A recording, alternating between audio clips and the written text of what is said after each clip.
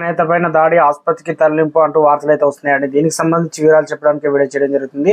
చాలా మంది వీడియోస్ ఉన్నారు కానీ సబ్స్క్రైబ్ చేసుకుని మర్చిపోతున్నారు. దయచేసి ఈ ఛానల్ సబ్స్క్రైబ్ చేసుకుని బెల్ ఐకాన్ ఆప్షన్ ట్యాప్ చేయండి.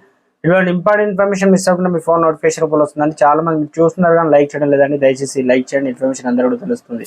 కాంగ్రెస్ పార్టీ అధికారంలోకి వచ్చిన తర్వాత చేసే మంచి పనుల కంటే ఎక్కువ ప్రత్యర్థి పార్టీలకు సంబంధించిన వారిని తమ పార్టీలో జరుగుతున్న అవకతవకలను ఎత్తి చూపేందుకు విలేకరులపై దాడి చేయడానికి ఎక్కువ సమయాన్ని వెచ్చిస్తుంది. రీసెంట్ గా సోషల్ మీడియాలో సంబంధించి బీఆర్ఎస్ పార్టీ కార్యకర్త మాధవరావుపై ధర్మపురి కాంగ్రెస్ పార్టీ ఎమ్మెల్యే అడ్లూరి లక్ష్మణ్ ప్రధాన అనుచరుడు దారుణంగా దాడి చేశారు. కేవలం దాడి చేయడమే మాత్రమే కాదు, అక్రమంగా ఎస్సీ ఎస్టీ కేసులు పెట్టించాలని ప్రయత్నం చేస్తున్నారని సమాచారం.